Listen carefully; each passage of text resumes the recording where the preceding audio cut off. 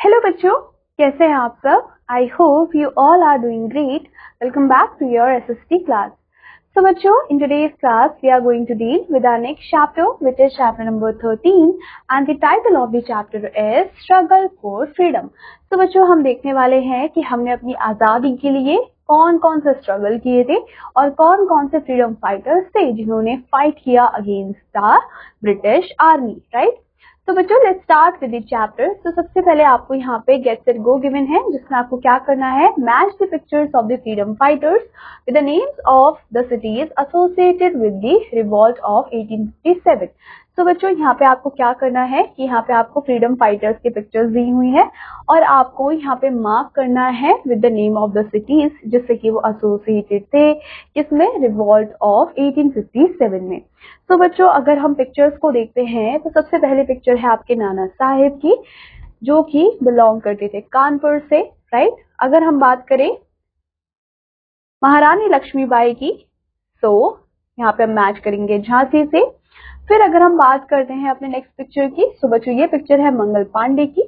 तो ये बैराकपुर से थे. And the last one is Delhi, which is belong to Bahadur Shah Zafar in the revolt of 1857, right? So that is all about match the following. Now let's start with the chapter. So India has been ruled over many foreigners. So बच्चों, जो India है, जो हमारा भारत है, उस पे ढेर सारे फॉरेनर्स ने क्या किया हुआ है बच्चों, रूल किया हुआ है, right? All the rulers crushed India by every way, like culture, economy, etc. और जितने भी रूलर्स रहे हैं, उन्होंने इंडिया को बहुत बुरी तरीके से क्रश किया है, चाहे वो कल्चर को लेके हो, चाहे वो इकोनॉमी को लेके हो. हमारे इंडिया ने बहुत ज्यादा सफर किया है, right? You should know that our India was a very rich and prosperous in all the ways in olden times. और आपको ये पता होना चाहिए कि जो हमारा इंडिया है, हमारा भारत है, वो एक टाइम पे बहुत ज्यादा रिच था, बहुत प्रोस्पेरस था. कब बच्चों? ओल्डन टाइम्स में. India had a lot of gold, silver, diamonds, pearls and jewels. और इंडिया के पास ढेर सारा सोना था, ढेर सारी चांदी थी, डायमंड हुआ करते थे, पर्ल्स भी हुआ करते थे, ज्वेल्स हुआ करती थी. ये सारी चीजें इंडिया में हमें देखने को मिली हैं. It had a great trade to the foreign countries. और बच्चों, ट्रेडिंग का भी बहुत अच्छा सेंटर था, जिससे कि हमारे इंडिया से ढेर सारी चीजें ट्रेड की जाती थी फॉरेन कंट्रीज में.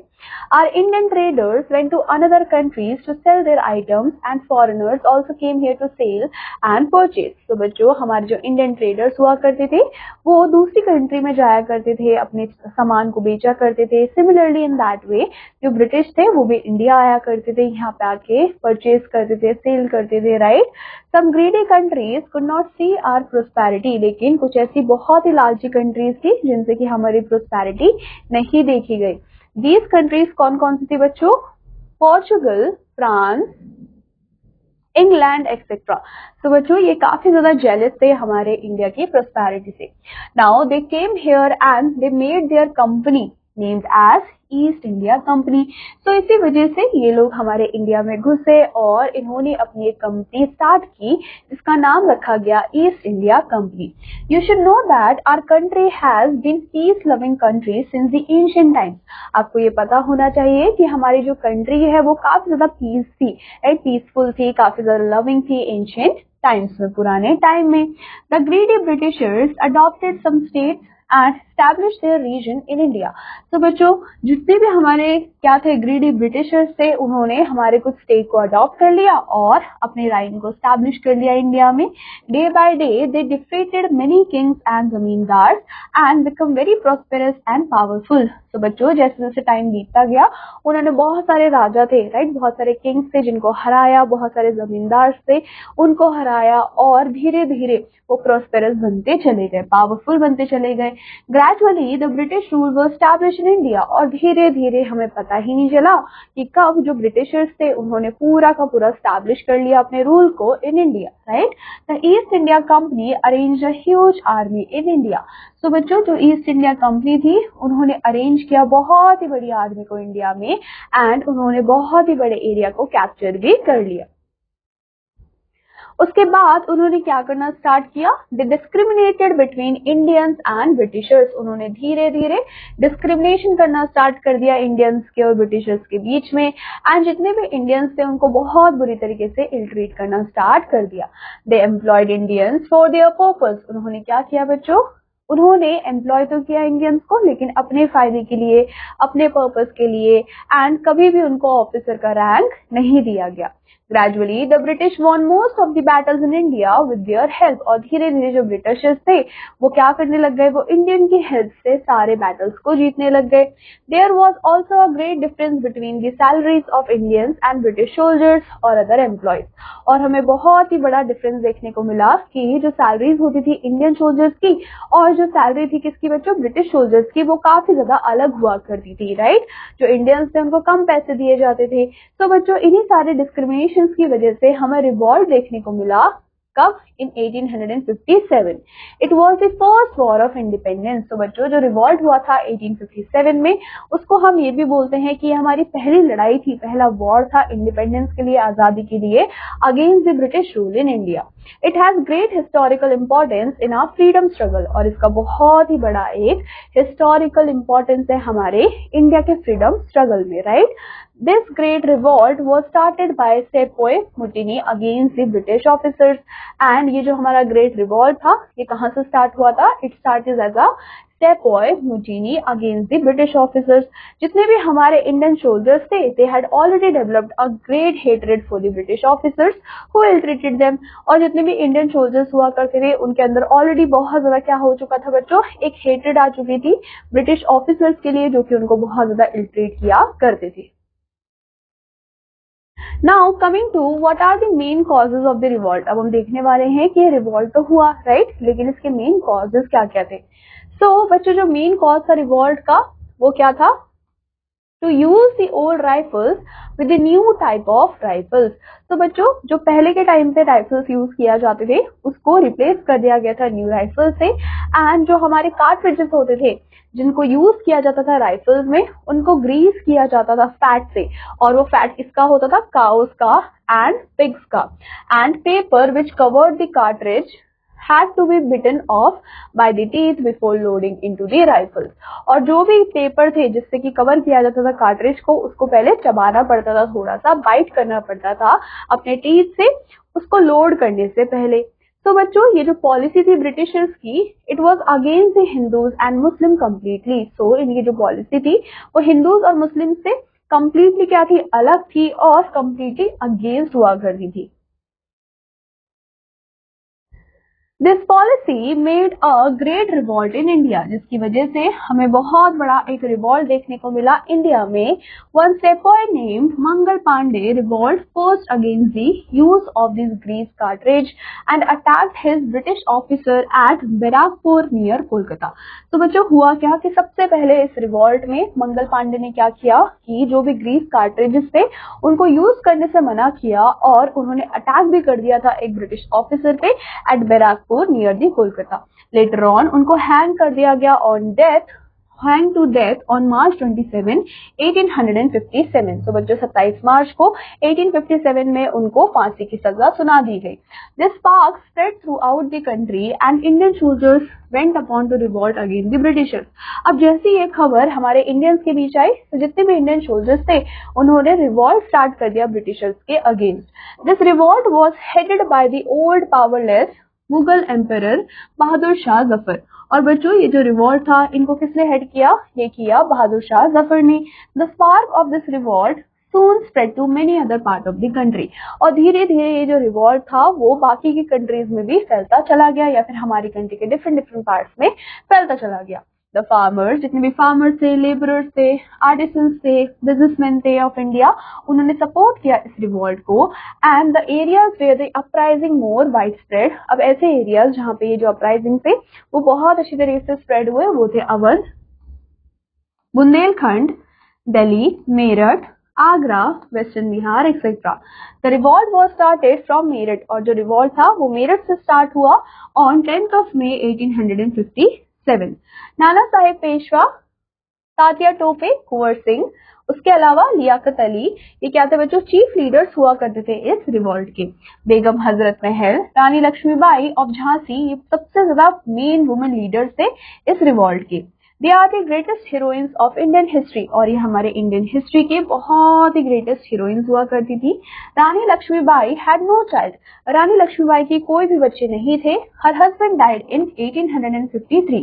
She adopted a successor for her kingdom, अब उन्होंने क्या किया था, अपने किंगडम के लिए एक सक्सेसर को अडॉप्ट किया हुआ था, बट जो ब्रिटिशर्स थे वो उसको एक्सेप्ट नहीं कर रहे थे। हर state was merge in the British rule, और धीरे धीरे उनके स्टेट को भी ब्रिटिश रूल के साथ मर्ज कर दिया जा रहा था। तो उसके बाद उन्होंने क्या किया, she fought bravely against the Britishers, उन्होंने जो ब्रिटिशर्स थे उनके अगेंस्ट बहुत ही बहादुरी के साथ लड़ाई लड़ी, बट अनफॉर्चुनेटली वो सक्सेसफुल नहीं हो पाई और उनको मार दिया गया ग्वालियर में। Except above leaders there were many other leaders, इनके अलावा भी बहुत सारे ऐसे लीडर्स थे जिन्होंने पार्टिसिपेट किया था इन रिवॉल्ट में, जैसे कि वाजिद अली शाह, बाजीराव सेकंड, अजीमुल्लाह खान, मौलवी अहमद अली शाह एक्सेट्रा। इन सब ने भी क्या किया था बच्चों, पार्टिसिपेट किया था इस रिवॉल्ट में। Then we have failure of the revolt. So, in spite of fierce battles fought in many places and the sacrifices made by many brave soldiers, ये जो revolt था ये सक्सीड नहीं हो पाया, राइट? इतनी सारी fierce battles लड़ी गई, इतने सारे soldiers ने क्या दिया, अपनी जान दिया, but still क्या हुआ कि ये जो revolt था वो फेल हो गया। क्यों? It came to an end almost within a year, एक साल के अंदर ही ये जो revolt था ये खत्म होता चला गया। अब बच्चों हम देखने वाले हैं कि मेन रीजंस क्या क्या थे इस रिवॉल्ट के फेलियर के। So the reason for its failure are not difficult to find, right? The British army was far superior to the Indian soldiers. अब पहला रीजन तो क्या था कि जो ब्रिटिश आर्मी हुआ करती थी वो बहुत ज्यादा सुपीरियर थे, किससे, इंडियन सोल्जर्स से। जो ब्रिटिश आर्मी थे उन्होंने अपना कंट्रोल नहीं खोया of the sea and it was getting regular supply of arms from the Britain. अब बच्चों उनका सी से कंट्रोल तो कभी छूटा ही नहीं, तो उसी वजह से उनको रेगुलर क्या मिल रहा था, जितनी भी सप्लाई थी आर्म्स की वो सारी चीजें मिल रही थी ब्रिटेन से। Their arms were definitely better than the arms which is used by the Indians. अब जो भी चीजों को ब्रिटिश यूज कर रहे थे वो काफी ज्यादा अच्छी थी as compared to Indians के arms. Many Indian princes played the role of traitors by helping the British. और बहुत सारे ऐसे इंडियन प्रिंस थे जो राजा थे वो ब्रिटिश की हेल्प भी कर रहे थे, जिसकी वजह से क्या हुआ बच्चों, जो इंडियंस थे वो हारे भी। The revolt was brutally suppressed. So revolt जो था उसको बहुत ही बुरी तरीके से सप्रेस कर दिया गया। Thousands of innocent men, women, children, उनको मार दिया गया, उनको फांसी लगा दी गई। बहुत सारे विलेजेस थे, बहुत सारे ऐसे टाउन्स थे जिनको जला दिया गया। द लास्ट मुगल एम्परर जिनका नाम था बहादुर शाह, उनको अरेस्ट किया गया और उनको रंगून में भेज दिया गया इनटू एग्जाइल। उनके जो तीनों बेटे थे उनको मार दिया गया दिल्ली में एंड उनके जो फेसेस थे उसको प्रेजेंट किया गया to the old emperor Bahadur Shah. इन सितंबर 1858 जितने भी ब्रिटिश ट्रूप्स थे, राइट, वो जीत गए, right, and back Lucknow, but Begum Hazrat Mahal refuse to surrender. तो उसके बाद वो कहाँ चले गए, लखनऊ में चले गए, लेकिन जो बेगम हजरत थी उन्होंने सरेंडर करने से मना कर दिया एंड वो भाग के एस्केप करके नेपाल चली गई। Rani Lakshmibai was driven out of Jhansi, Rani Lakshmibai को झांसी से निकाल दिया गया and she captured in Gwalior with the help of Tatya Tope. और उनको कहाँ पकड़ लिया गया बच्चों, ग्वालियर में पकड़ लिया गया, और पकड़वाने में हेल्प किसने करी, तात्या टोपे ने। But the brave queen died fighting on 17 जून, लेकिन जो रानी लक्ष्मीबाई थी वो बहुत ज्यादा ब्रेव थी, राइट, तो उन्होंने लड़ाई जारी रखी, लेकिन she died on 17 June 1858. जो कुंवर सिंह थे he died in April 1858 and जो नाना साहिब थे वो escape हो गए और नेपाल चले गए। With this result हुआ क्या कि after the revolt India's rules were taken by the British government. तो जो इंडिया के रूल थे उसको किसने ले लिया, उसको ब्रिटिश गवर्नमेंट ने ले लिया अपने हैंड में। The queen Victoria of England, right, जो कि कौन चला रही थी, जो क्वीन थी जिनका नाम क्या था, क्वीन विक्टोरिया, जो कि इंग्लैंड की थी, उनके हाथों में आ गई। Now coming to the birth of the Indian National Congress. तो हम देखने वाले हैं कि कैसे जन्म हुआ इंडियन नेशनल कांग्रेस का। एक रिटायर्ड सिविलियन हुआ करते थे जिनका नाम था सर ए होम, वो फेवर में थे इंडिया के। He wanted to divert Indians into constitutional channel. So बच्चों वो चाहते थे कि जितने भी इंडियंस हैं वो कॉन्स्टिट्यूशनल चैनल्स के अंदर डाइवर्ट हो जाए। He supported the Indian leaders very much, और उन्होंने हमारे इंडियन लीडर्स को काफी ज्यादा सपोर्ट भी किया। एंड अ डे केम, उसके बाद एक दिन आया, when an organization came into existence in December 1885। तो बच्चों एक ऑर्गेनाइजेशन थी जो कि एग्जिस्टेंस में आई कब बच्चों, 1885 में। एंड उस ऑर्गेनाइजेशन को एक नाम भी दिया गया जिसका नाम था Indian National Congress. It met at Mumbai, which is also known as Bombay, under the presidency of Mr. V.C. Banerjee, जो कि एक prominent Bengali barrister थे, and he was attended by only 70 when it was started. So बच्चों जब इसको start किया गया तो सिर्फ 70 लोग ही ऐसे थे जिन्होंने इसको क्या किया बच्चों, इसको अटेंड किया था। and they wanted the British to take heed to their demands. Now the main aim of this organization was to place as many Indian in the government administration. तो बच्चों जो मेन एम था इस organisation का वो क्या था कि ज्यादा से ज्यादा जो इंडियंस है उनको जो गवर्नमेंट एडमिनिस्ट्रेशन है उसमें जगह देनी है। बट ये जो डिमांड थी इसको रिफ्यूज कर दिया गवर्नमेंट ने।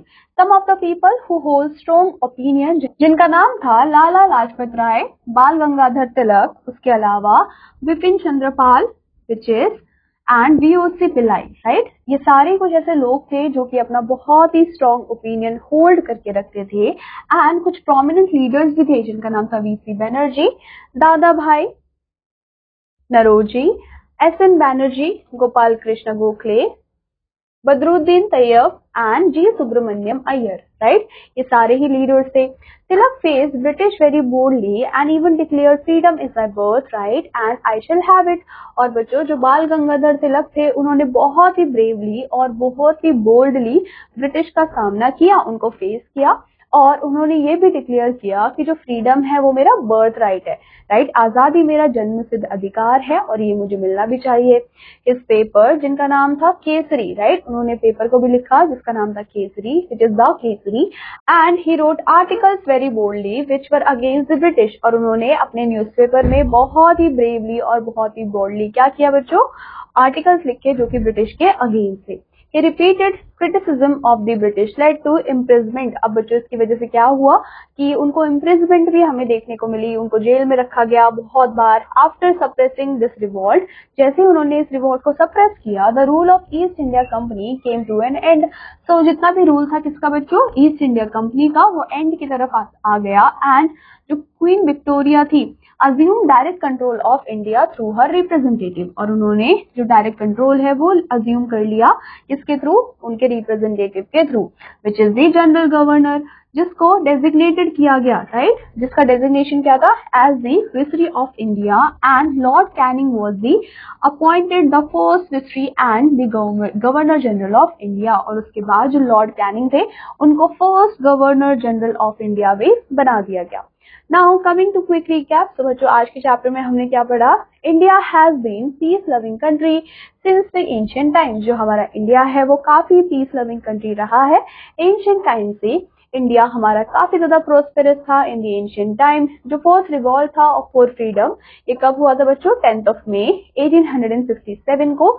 लाल बाल पाल were the prominent leaders of Indian National Congress, and Indian National Congress वो बॉर्न कब हुआ था, दिसंबर 1885 में, राइट। सो बच्चों इसी के साथ हमारा ये चैप्टर होता है यहाँ पे कंप्लीट। आई होप आप सभी को ये चैप्टर अच्छा लगा होगा एंड आई होप कि आप सब इसको अच्छे से रिवाइज भी करेंगे। मैं आपसे मिलूंगी आपकी नेक्स्ट क्लास में एक नए चैप्टर के साथ। Till then take care and bye bye.